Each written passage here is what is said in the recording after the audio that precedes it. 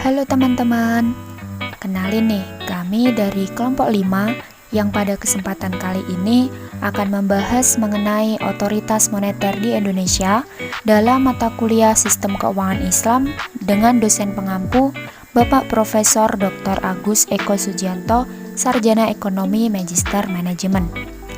Ada siapa saja sih anggota kelompok 5 ini?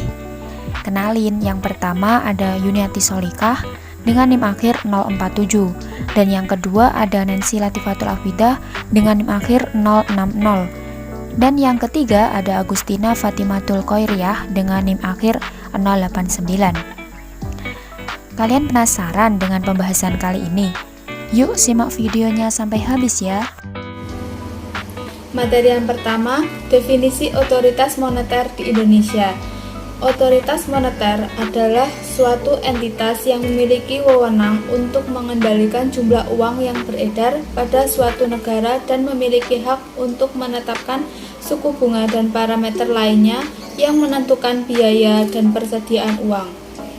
Menurut Undang-Undang Nomor 23 Tahun 1999 tentang Bank Indonesia mempunyai tujuan agar otoritas moneter dan menetapkan dan melaksanakan kebijakan moneter yang efektif dan efisien melalui sistem keuangan yang sehat, transparan, terpercaya, dan dapat dipertanggungjawabkan, yang didukung oleh sistem pembayaran yang lancar, tepat, dan aman, serta pengaturan dan pengawasan bank yang memenuhi prinsip kehati-hatian.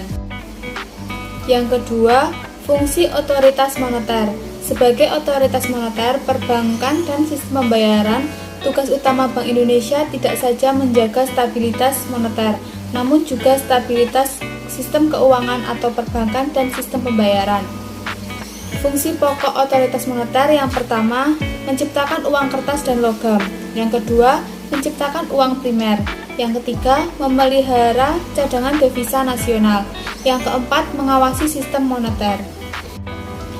Materi yang ketiga, peranan otoritas moneter. Yang pertama, Bank Indonesia memiliki tugas untuk menjaga stabilitas moneter, antara lain melalui instrumen suku bunga dalam operasi pasar terbuka. Yang kedua, ada Bank Indonesia memiliki peran vital dalam menciptakan kinerja lembaga keuangan yang sehat, khususnya perbankan. Yang ketiga, Bank Indonesia memiliki kewenangan untuk mengatur dan menjaga kelancaran sistem pembayaran.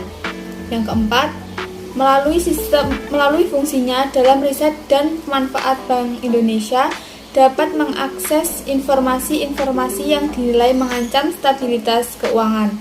Yang kelima, Bank Indonesia memiliki fungsi sebagai jaring pengaman sistem keuangan melalui fungsi bank sentral sebagai lender of the last resort.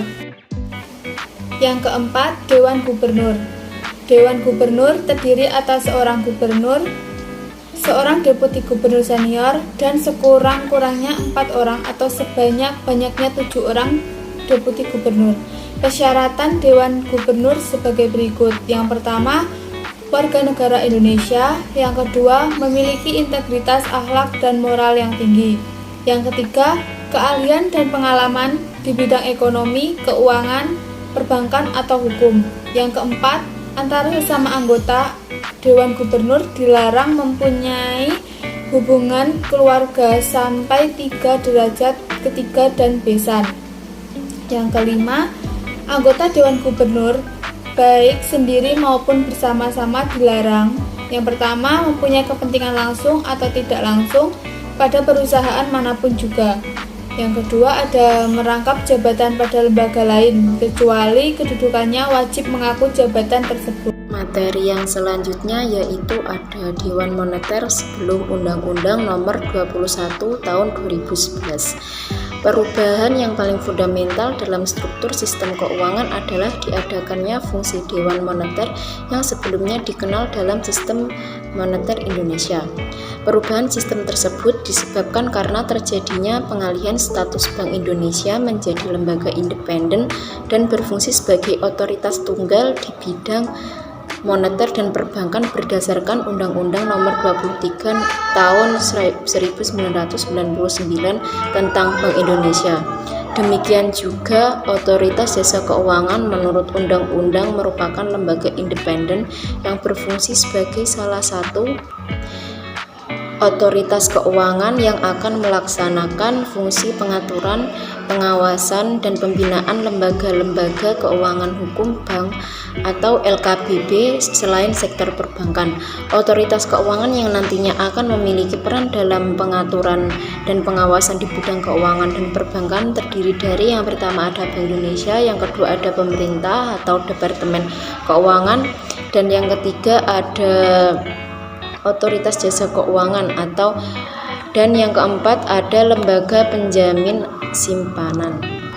Menurut Undang-Undang Nomor 23 Tahun 1999, Bank Indonesia menjadi lembaga independen di mana Bank Indonesia bebas dalam mengambil dan melaksanakan kebijakan tanpa pengaruh dan interferensi dari pemerintah atau pihak lain. Bank Indonesia dituntut untuk transparan dan memenuhi prinsip akuntabilitas publik dan menetapkan kebijakannya serta terbuka bagi pengawasan oleh masyarakat. Dalam kaitannya dengan kedudukan Bank Indonesia sebagai lembaga independen, maka yang patut dicermati lebih jauh adalah pemahaman tentang aspek-aspek independensi Bank Indonesia itu sendiri yang pada akhirnya menurut esensi Undang-Undang Nomor 23 meliputi yang pertama ada yuridis, kedua ada personalia, institusi, tujuan, tugas, manajemen, anggaran, transparansi, dan yang terakhir ada akuntabilitas. Berdasarkan Undang-Undang Nomor 23 Nomor 23 Tahun 1999, Bank Indonesia mempunyai 3 tugas utama sebagai berikut. Yang pertama ada menerapkan dan melaksanakan kebijakan moneter. Yang kedua ada mengatur dan menjaga kelancaran sistem pembayaran. Dan yang ketiga ada mengatur dan mengawasi bank. Selanjutnya yaitu kebijakan moneter. Kebijakan moneter atau monetary policy memiliki peran yang sangat krusial dalam upaya pencapaian sasaran ekonomi makro. Pengambilan kebijakan moneter yang tepat akan mampu mempengaruhi stabilitas harga, tingkat pertumbuhan ekonomi, penciptaan dan perluasan kesempatan kerja, serta keseimbangan neraca pembayaran. Yang pertama ada instrumen kebijakan moneter, meliputi instrumen kebijakan moneter langsung dan tidak langsung. Instrumen kebijakan moneter langsung atau direct monetary policy instrument adalah instrumen pengendalian moneter yang digunakan Bank Sentral untuk mempengaruhi jumlah uang beredar secara langsung. Dari sisi otoritas moneter, instrumen langsung ini merupakan instrumen yang efektif untuk mencapai sasaran pengurangan jumlah uang beredar dalam rangka pengendalian harga, tingkat bunga. Jenis instrumen kebijakan moneter langsung yaitu yang pertama ada credit ceiling atau pagu kredit, merupakan penentuan jumlah batas maksimal kredit yang diperbolehkan untuk disalurkan oleh masing-masing bank yang ditetapkan oleh Bank Sentral. Yang kedua ada penetapan tingkat bunga. Dengan menetapkan tingkat bunga atau interest rate ceiling dilakukan dengan menentukan besarnya tingkat bunga yang diberikan atau dikenakan oleh bank pada nasabahnya. Yang ketiga ada penurunan nilai uang, dan yang keempat ada kredit langsung atau direct loan. Yang kedua ada instrumen kebijakan moneter tidak langsung atau indirect monetary policy, merupakan instrumen pengendalian moneter yang secara tidak langsung mempengaruhi sasaran operasional ke arah yang ditargetkan oleh Bank Sentral sebagai otoritas moneter. Yang pertama ada likuiditas wajib minimum atau statutory reserve requirements, ketentuan yang mewajibkan setiap bank memelihara sejumlah minimum alat likuid yang dinyatakan dalam persentase tertentu dari jumlah dana pihak ketiga yang dihimpun atau kewajiban lancar bank. Yang kedua ada fasilitas diskonto atau diskon facility. Yang ketiga ada operasi pasar terbuka atau open market operation, yaitu mencapai dan memelihara kestabilan nilai rupiah. Bank Indonesia melaksanakan operasi pasar terbuka atau OTP atau open market operation sebagai salah satu cara pengendalian moneter. Terdapat 2 instrumen dalam operasi pasar terbuka, yaitu instrumen pasar terbuka reguler dan non-reguler. Yang pertama ada instrumen pasar terbuka yang reguler. Yang pertama ada penerbitan SBI, yang kedua ada FASBI, yang ketiga ada SBBI, yang keempat ada RRSan, yang kelima atau yang terakhir ada SBI Repo. Yang kedua ada instrumen pasar terbuka non-reguler. Yang pertama ada FTO Fine Tune Operation, yang kedua ada outright jual belisan, yang ketiga ada sterilisasi penjualan pembelian valuta asing. Yang keempat ada fasilitas simpanan bank atau FASBI. merupakan fasilitas penempatan dana milik bank umum dalam rupiah di Bank Indonesia yang disediakan oleh BI dalam jangka waktu penempatan dana bank seantara 1 hari sampai 2 minggu dengan dana minimal ditetapkan sebesar 1 miliar dan kelipatan 100 juta rupiah. Tingkat bunga berdasarkan diskresi bank. Yang kelima ada sertifikat wadiah Bank Indonesia atau SWBI merupakan instrumen pendukung OPT dalam rangka kontraksi moneter secara harian berupa penempatan dana jangka pendek bank syariah di BI berdasarkan prinsip wadiah. Yang keenam ada fasilitas diskonto ulang atau rediskon facility, merupakan fasilitas pendanaan yang disediakan oleh Bank Indonesia bagi bank yang membutuhkan dana dengan cara mendiskonto ulang surat-surat berharga yang dimilikinya. Yang ketujuh ada persuasi moral atau moral suasion. Bank Indonesia memberikan himbauan kepada bank-bank, biasanya terutama kepada bank-bank utama saja atau leading banks, agar menjalankan himbauan atau permintaan Bank Indonesia sesuai dengan kebijakan moneter yang dijalankannya. Kebijakan moneter yang kedua ada konsep uang beredar. Strategi pengendalian uang beredar dirumuskan berdasarkan penyesuaian instrumen kebijakan moneter antara lain operasi pasar terbuka atau OPT, penyesuaian ketentuan likuiditas wajib minimum atau reserve requirement, dan fasilitas diskonto. Kondisi perbankan era krisis moneter. Terjadinya krisis moneter, mata uang rupiah ambruk, yaitu tepatnya terjadi pada bulan Juli tahun 1998 yang menyentuh level sangat rendah, yaitu mencapai sebesar Rp14.965 per US dollar. Banyak para debitur, utamanya para konglomerat, yang tidak mampu membayar kewajibannya terhadap bank, sehingga membuat bank dihadapkan pada keadaan liabilitas akibat adanya kredit macet yang terus membengkak dan terjadi pada perbankan nasional sudah mencapai 10,2 triliun per April tahun 1997. Tentu saja hal ini akan menimbulkan melemahnya kepercayaan masyarakat terhadap perbankan yang membuat masyarakat akan semakin cemas, semakin khawatir akan keamanan uangnya yang disimpan di bank, takut hilang akibat adanya krisis moneter ini. Maka dari itu, Bank Indonesia mengambil kebijakan untuk mencegah situasi bertambah buruknya yang berpotensi bisa menghancurkan sistem perbankan nasional ini. Maka dari itu, pemerintah menempuh program kebijakan stabilisasi dan reformasi secara menyeluruh. Dengan adanya krisis moneter yang menghantam perekonomian nasional, justru dengan cepat berimbas terhadap perbankan. Maka selanjutnya sebagai tahap awal yang dilakukan adalah pembenahan bank, di mana saat itu pemerintah telah berusaha mengambil langkah-langkah yang preventif untuk mengurangi dampak kerusakan terhadap sistem perbankan menjadi lebih parah, dengan melakukan kegiatan usaha dan mengambil alih bank yang dinilai sebagai pemicu kerusakan sistem perbankan. Sejalan dengan itu, sesuai dengan Kepres nomor 27 tahun 1998, pada tanggal 26 Januari 1998, pemerintah membentuk sebuah lembaga yang bernama BPPN atau Badan Penyihatan Perbankan Nasional, yang merupakan sebuah lembaga yang dibentuk dengan tugas pokok untuk penyihatan perbankan, penyelesaian aset bermasalah, dan mengupayakan pengembalian uang negara yang tersalur pada sektor perbankan. Selama beroperasi, BPPN ini melakukan serangkaian kegiatan yang komprehensif yang terdiri dari program liabilitas bank, restrukturisasi bank, restrukturisasi pinjaman bank, penyelesaian pemegang saham, dan pemulihan dana negara. Mengingat kinerjanya dipandang dan dinilai kurang memuaskan, maka pada masa pemerintahan Presiden Megawati Soekarnoputri, lembaga ini dibubarkan tepatnya pada 27 Februari tahun 2004 berdasarkan Kepres nomor 15 tahun 2004 tentang pengakhiran tugas dan pembubaran BPPN. Selain itu, dalam upaya pemulihan perbankan, pemerintah juga melakukan penguatan modal atau rekapitulasi terhadap 10 BPD dan 9 bank umum. Dengan demikian, banyaknya bank yang rontok pada saat terjadinya krisis perbankan di tahun 1998 ini, di mana 4 bank pemerintah dimerger menjadi Bank Mandiri. yaitu meliputi Bank Bumidaya, Bank Dagang Negara, Bank Ekspor Impor Indonesia, Bank Pembangunan Indonesia yang dimerger menjadi Bank Mandiri.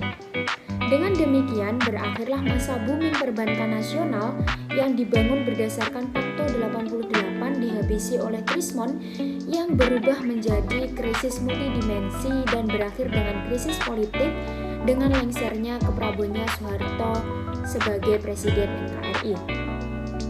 Adapun faktor yang mengakibatkan kondisi perbankan rentan terhadap gejolak ekonomi, yang pertama adalah adanya jaminan terselubung dari Bank Indonesia atas kelangsungan hidup suatu bank. Yang kedua adalah sistem pengawasan Bank Indonesia yang dianggap kurang efektif. Yang ketiga adalah besarnya pemberian kredit dan jaminan baik secara langsung maupun tidak langsung kepada individu atau kelompok usaha yang terkait dengan bank yang telah mendorong tingginya risiko kredit macet yang dihadapi bank. Yang keempat adalah lemahnya kemampuan manajerial bank, dan yang kelima adalah kurang transparansinya informasi mengenai kondisi perbankan. Nah, selanjutnya adalah kebijakan pemulihan perbankan. Seperti yang sudah dijelaskan sebelumnya, yaitu pada tahun 1998 merupakan tahun krisis ekonomi di Indonesia pada khususnya. Yang terjadi pada saat krisis itu banyak bank atau perbankan yang gulung tikar. Dan ini akan berdampak secara sistematis terhadap kehidupan ekonomi. Mekanisme ekonomi terganggu, produksi tidak terjadi, serta pengangguran meningkat dan inflasi juga sangat tinggi. Oleh karena itu, pemerintah melakukan langkah-langkah pemulihan atau recovery agar perekonomian berjalan baik kembali. Adapun langkah-langkah yang dilakukan oleh pemerintah yaitu yang pertama adalah melaksanakan program penjaminan pemerintah. Maksudnya adalah jaminan yang diberikan pemerintah terhadap pembayaran kewajiban BUMN atau BUMD terhadap kreditur yang memberikan pinjaman perbankan. Yang kedua, membentuk Badan Penyihatan Perbankan Nasional atau BPPN untuk memperbaiki tingkat kesehatan bank. Dan yang ketiga, melaksanakan program rekapitulasi perbankan agar dapat memenuhi ketentuan permodalan minimum atau Capital Adequacy Ratio atau yang disingkat dengan CAR perbankan. Nah, namun meski program pemulihan dilakukan oleh pemerintah, tindakan tersebut berefek pada munculnya permasalahan baru, yaitu masalah bantuan likuiditas Bank Indonesia atau yang disingkat dengan BLBI yang hingga kini belum tertuntaskan. Program BLBI yang seharusnya digunakan untuk penyihatan perbankan namun malah disalahgunakan oleh para pemilik bank. BLBI merupakan suatu fasilitas dari Bank Indonesia untuk menjaga kestabilan sistem pembayaran yang dapat terganggu karena ketidakseimbangan antara penerimaan dan penarikan dana pada bank-bank baik jangka pendek maupun jangka panjang. Secara umum, BLBI ini adalah fasilitas Bank Indonesia yang tersedia bagi perbankan di luar kredit likuiditas BI atau KLBI. Banyak bank yang menjamur sebagai akibat kebijakan yang diregulasi oleh pemerintah akhirnya runtuh dan jatuh bangkrut, serta tidak kuat menahan nilai mata uang rupiah yang terus menurun, juga sektor perekonomian yang berantakan akibat kredit macet. Kredit macet inilah saling berkaitan dan tali temali antara industri terhadap bank, bank terhadap pemerintah, pemerintah terhadap bantuan asing, sehingga menambah beban utang luar negeri menjadi 1.200 triliun. Akhirnya banyak bank yang diambil alih oleh pemerintah dan kemudian dijual kembali di bursa saham setelah sehat atau di-merger atau digabungkan. Dan ada juga yang dinyatakan bangkrut dan hilang tak tentu rimbanya. Nah, selanjutnya adalah otoritas moneter beralih ke otoritas jasa keuangan atau OJK. Krisis yang terjadi pada tahun 1998 telah membuat sistem keuangan Indonesia menjadi porak-poranda. Sejak saat itulah lahirlah kesepakatan membentuk sebuah lembaga otoritas jasa keuangan atau OJK yang menurut undang-undang harus terbentuk pada tahun 2002. OJK merupakan sebuah lembaga yang independen dan bebas dari campur tangan pihak lain yang mempunyai fungsi, tugas, dan wewenang dalam pengaturan, pengawasan, pemeriksaan, dan penyidikan sebagaimana yang dimaksud dalam Undang-Undang Republik Indonesia Nomor 21 Tahun 2011. OJK merupakan lembaga yang baru yang dirancang untuk melakukan pengawasan secara ketat lembaga keuangan seperti perbankan, pasar modal, reksadana, perusahaan pembiayaan, dana pensiun, dan asuransi, dan lain-lain. Nah, implikasi dari pergeseran OJK dari BI ke OJK setelah lahirnya Undang-Undang Nomor 21 Tahun 2011 tentang Otoritas Jasa Keuangan, maka terjadi pergeseran wewenang pengawasan terhadap jasa keuangan. Yang pengawasan jasa keuangan yang semulanya ini berada pada Bank Indonesia menjadi tugas baru dari sebuah lembaga otoritas jasa keuangan. Hal ini dimaksudkan dan diharapkan akan semakin mempercepat mobilitas ekonomi yang akan terjadi di negeri ini dengan catatan sinkronisasi yang baik antara lembaga OJK dengan Bank Indonesia. Seperti yang sudah dijelaskan di awal, sistem pengawasan Bank Indonesia yang dianggap kurang efektif. Hal inilah menjadi salah satu pemicu yang semulanya pengawasan dari Bank Indonesia beralih ke Otoritas Jasa Keuangan. Melalui peralihan fungsi pengaturan dan pengawasan bank ke OJK ini, maka kedepannya fungsi pengawasan terhadap lembaga keuangan dapat dilakukan secara lebih terintegrasi guna mendukung terciptanya sistem keuangan yang semakin stabil. Adapun tujuan OJK sendiri, yang pertama adalah mendorong kegiatan sektor jasa keuangan agar terselenggara secara teratur, adil, transparan, dan akuntabel.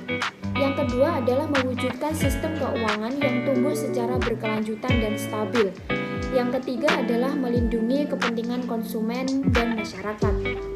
OJK sendiri memiliki tugas pokok dalam melaksanakan pengaturan dan pengawasan terhadap yang pertama adalah kegiatan jasa keuangan di sektor perbankan, yang kedua kegiatan jasa keuangan di sektor pasar modal, dan yang ketiga adalah kegiatan jasa keuangan di sektor perasuransian, dana pensiun, lembaga pembiayaan, dan lembaga jasa keuangan lainnya. Nah, itu tadi pemaparan mengenai otoritas moneter yang ada di Indonesia.